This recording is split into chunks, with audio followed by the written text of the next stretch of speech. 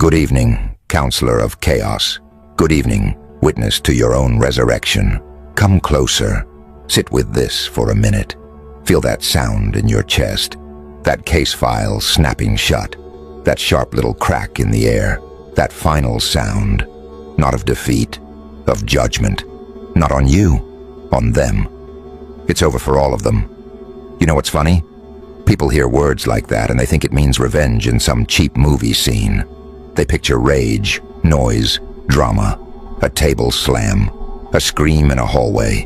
But real endings are quieter than that. Real endings happen when something inside you goes cold. Not dead, not broken. Cold, focused, precise. Like a blade sitting still before it moves. And that's where they messed up with you. They thought pain would make you panic. They thought betrayal would make you beg. They thought humiliation would make you disappear.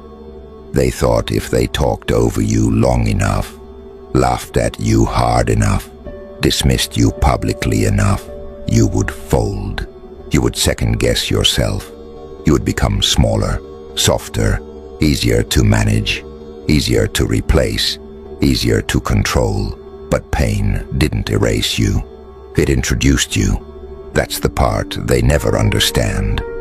There is a version of you that only shows up after the disrespect gets too loud, after the doors close in your face one too many times, after the fake friends vanish, after the family members who should have believed in you start speaking to you like your dreams are some childish phase, after the boss takes your work and puts his name on it, after the person you loved looks you dead in the eyes and treats your loyalty like it was cheap. That version of you doesn't cry for sympathy. That version of you studies the room. That version of you remembers everything, every tone shift, every fake smile, every delay, every broken promise, every maybe later, every we'll see. Every moment they looked at you and silently decided you weren't a threat. That's how cases get built. Not in one dramatic moment, in patterns, in receipts, in silence, in observation. And you, whether you realized it or not, have been building a case for a long time. Against doubt, against fear, against your own old identity, against every person who mistook your patience for weakness. See, people love calm you. They love tired you, confused you, unhealed you. They love the version of you that still asks for permission, the version that over-explains, the version that says sorry too fast, the version that keeps trying to be understood by people, committed to misunderstanding you. Oh, they adore that version, because that version is convenient. But once you stop asking for permission to become dangerous, now the room changes. Now the energy changes. Now suddenly you're different. Now suddenly you're too intense. Now suddenly you've changed. Of course, you changed. What did they expect? You touched fire and learned not to flinch. You got thrown into deep water and figured out how to breathe with pressure sitting on your chest. You had your name dragged through conversations you were never invited into, and still you kept moving. You know how rare that is, to keep moving when nobody claps, to keep building when nobody checks on you, to keep believing when your reality looks like every prayer got put on read. That's not normal strength. That's courtroom strength. That's final verdict strength. That's the kind of strength that doesn't need to shout, because the evidence already speaks. And let's talk about evidence. The evidence is in how many nights you had to restart yourself alone. The evidence is in all the mornings you got up with your heart in pieces and still handled business. The evidence is in the way you learned to smile without letting everybody know how much pressure you were carrying. The evidence is in every time life hit you with something ugly, and you still chose discipline over self-destruction. That matters. You hear me? That matters. Because there are people who only respect outcomes.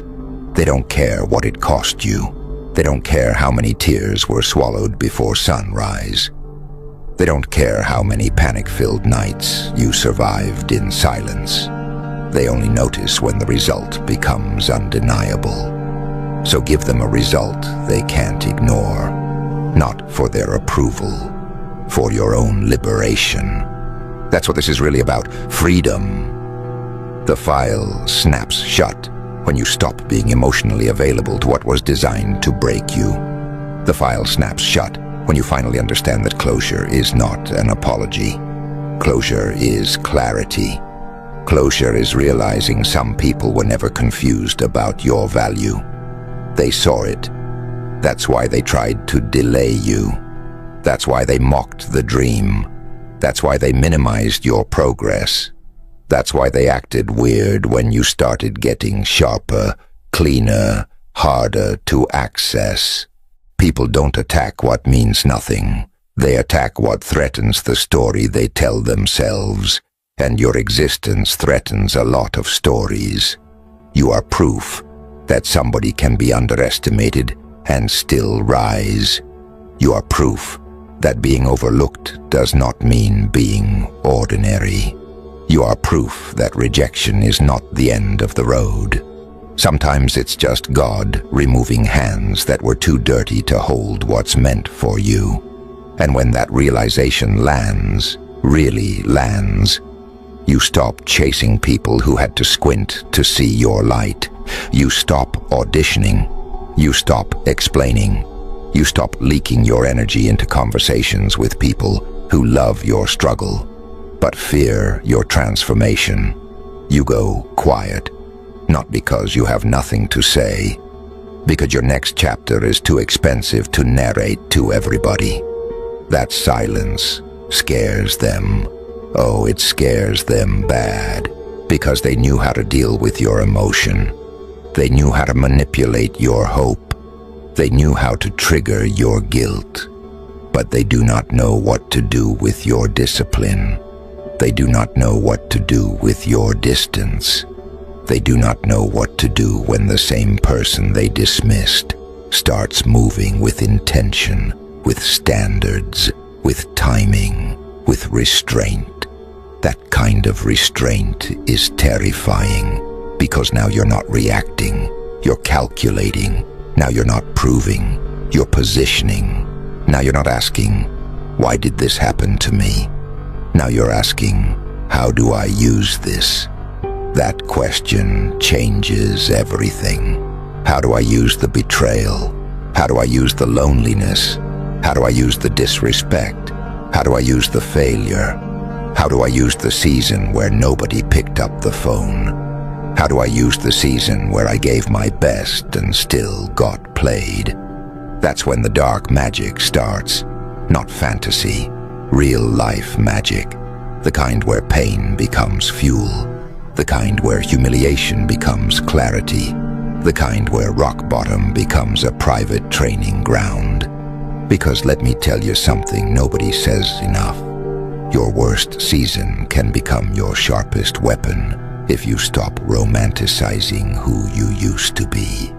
Stop worshiping the soft version of yourself that kept dying in rooms that didn't deserve you. Stop trying to return to who you were before the betrayal. That person didn't know enough. That person trusted too quickly. That person thought loyalty would be reciprocated automatically. That person confused being available with being valuable. You are not meant to go backward. You are meant to become more exact, more discerning, more rooted, more dangerous in the most disciplined way possible. Not reckless, not loud, dangerous. The kind of dangerous that walks into a room and doesn't need introduction because presence itself feels expensive. The kind of dangerous that doesn't chase attention because purpose is too busy printing results. The kind of dangerous that can sit through disrespect with a straight face because you already know time is about to expose everything. And time always exposes everything. That's the craziest part. People think they got away with it because the moment passed. They think silence means weakness. They think your lack of reaction means their behavior had no consequence. No, it just means the file was still open. That's all. The investigation was still active. Life was still collecting witness statements. Patterns were still being recorded. And now the case file snapped shut. Now the evidence is complete. Now the verdict is not based on emotion. It's based on fact. Fact, they underestimated the wrong person. Fact, they thought your silence meant surrender when it really meant preparation. Fact, they thought they are watching your downfall, but they were standing too close to their own. Fact, every time they tried to bury you, they were really just planting you. That's why you cannot afford to break now. Not now. Not when your whole story is finally starting to make sense. Not when all the confusion, all the isolation, all the delays are beginning to reveal what they were doing in you. You were being trained to survive without applause. You were being trained to trust your own vision when public opinion turned ugly. You were being trained to detach from comfort and become loyal to mission. That kind of training hurts. Of course it hurts.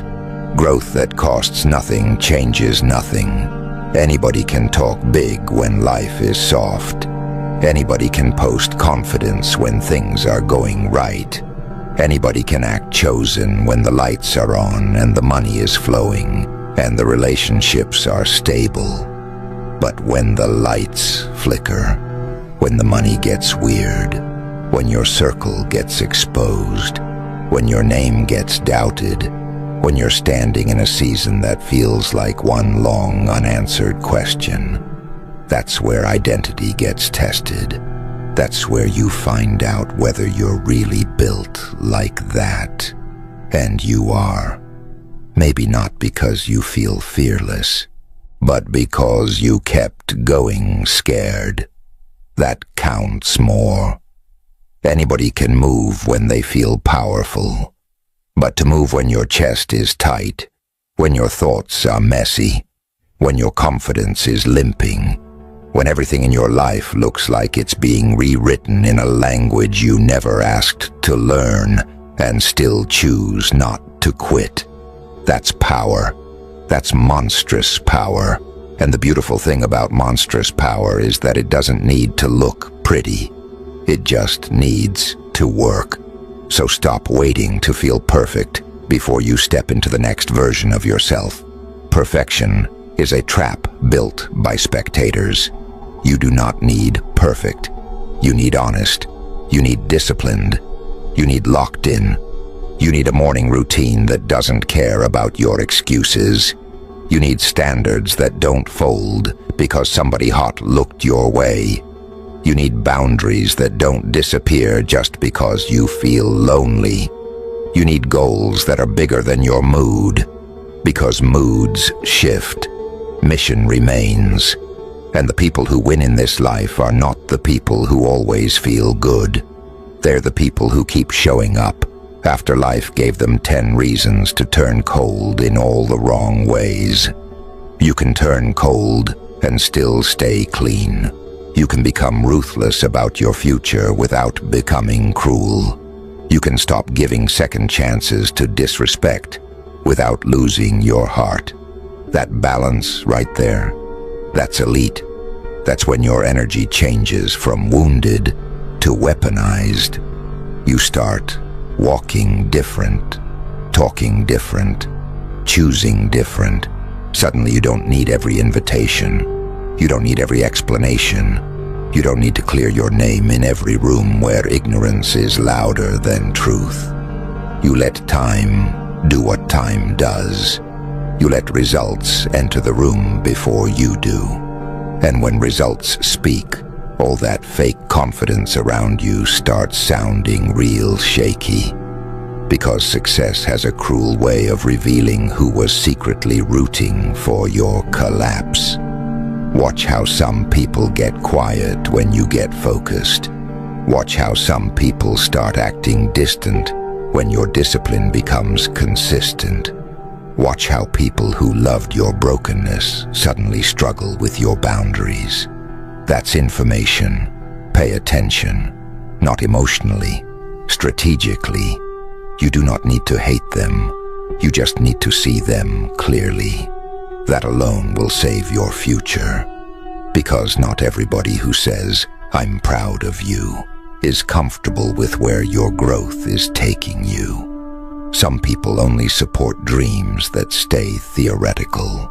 They clap as long as you remain harmless.